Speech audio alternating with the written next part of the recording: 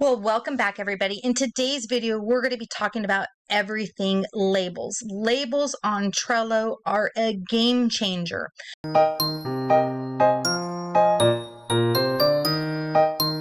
So I want to show you really how you can utilize these labels throughout your different planners to help you meet all of your planning needs.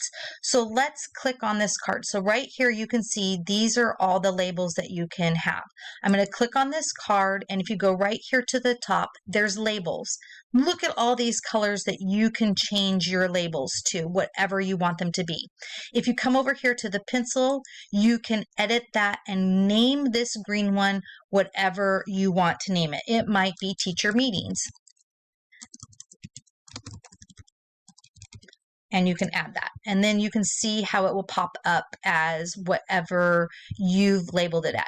If you're wanting in your lessons, you want, say, yellow to be language. You want, let's go with, in our district, actually green is math. So we'll go orange is math. And you want to have all of your subjects labeled, you can do that too. Here is the great thing about labels as well. So right here where you have it checked, it's going to appear on your card. If you uncheck it, those will not be on there anymore. So let's go to the teacher meeting. That's what this card is going to be labeled with. You can come over here to dates. You can add a date to it. I'm going to put on Monday, August 1st is our teacher meeting. So if you put a date to it, and you can see the date right here, but if you come up here and you go to your calendar, these tabs are going to show with that color. So if you label a card and you put a date to that card, when you open up your calendar, you're going to be able to see and differentiate between all the different things that you have going on that day. So let me hop on over to some of my Trello boards so you can see how I am utilizing labels in my planners. So let me hop on over to mine. So let's take a look at my small group one, which is the one that I utilize the most with my labels. So when I set up every single year, I set up my groups of children. I give them a card. So they have their own card. And this child is called name. They're in a blue group.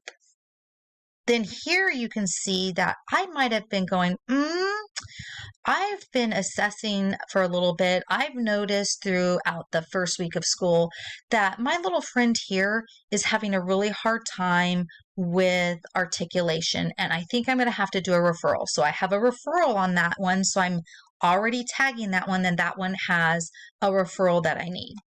I might have someone in my yellow group that is already been referred and they're returning to a classroom already on an IEP. I can click on this card and see their IEP when I hook it to their card that I know, oh, this little kiddo is in the yellow group, they're on an IEP, and when I'm in differentiating their instruction and I'm working with them one-on-one or in small group, I know exactly what their IEP is because I can pull it up and see it here because I know this kiddo is on an IEP.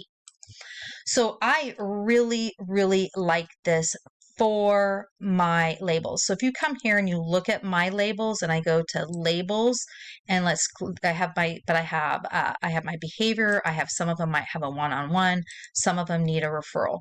So these are very important to me to have in my group, small group tracker so that I can see what's going on with each child. I don't have to open up a card and know because their name's here. I know they're in the red group and I know I'm looking at this one for a referral. So I'm doing notes and stuff so that I can do a really detailed referral for this child. So that's one way you can use your labels.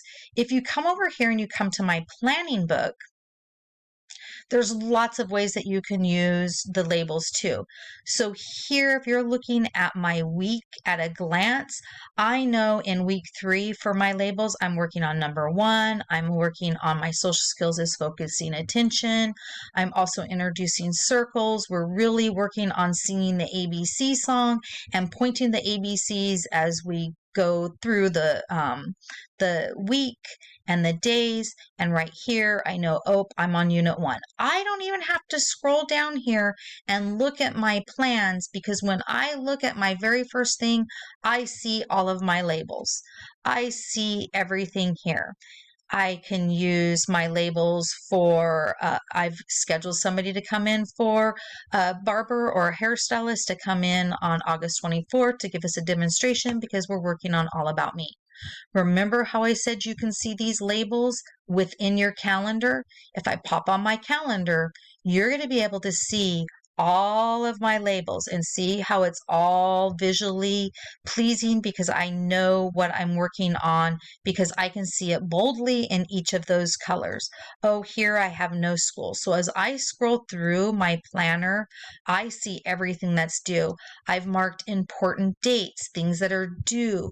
So my fall DRDPs are due.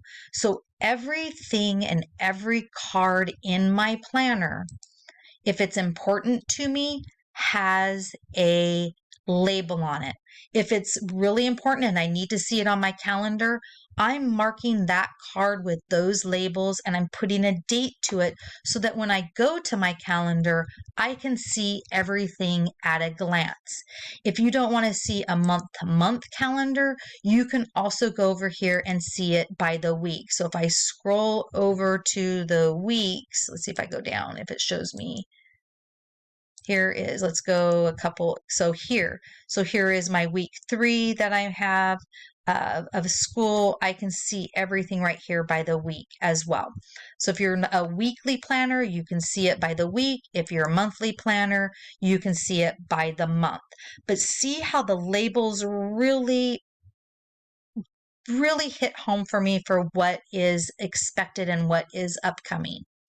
So that is another way that you can use your labels. You can also, on my planner, if I scroll, let's see, can I do it when I'm on a screen share like this? Let's see. Yes, I can.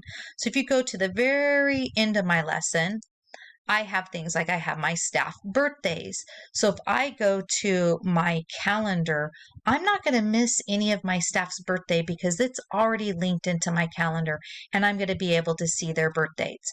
These are all the labels that I've created, so that when I go to type something in, all of these labels pop up.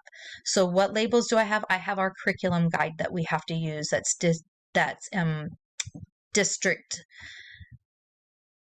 district curriculum guides that we have. Then here I know I have these classroom visitors that I'm going to be scheduling. I have introducing letters that is based off of our curriculum, but I really like to know exactly what letter I'm doing without having to go to my guide. Introducing numbers, introducing shapes, introducing patterns. What field trips are we going on? Here I have dates to remember, winter break, spring break. So I have all of these labels. They're already in my planner, pointing everything out to me, so that when I go to my calendar, I can see it. Or if I scroll through my lesson plans, everything is boldly there for me to see at a glance. Like, look at here at week 18. I see all of this. I see Santa. I see, oh, my ECRS findings are due. My DRDP findings are due. And then I have winter break. So see how everything is just right there for you to see, utilize. Labels, labels, labels. People, labels are everything. I hope you found this helpful for you to now use labels in your planner to really help you organize. I use them in my small group. I use them for my teacher meetings. I use them for our to-do list of what things are due. And I also use them in my parent newsletter that goes home to my families with a link to this board that they can see here everything with labels. Here again, they can even see what's planned on for that week of in August, what we'll be working on. So labels, labels, labels. They are wonderful, and figure out how you want to utilize them for your planners. Until next time, guys, bye.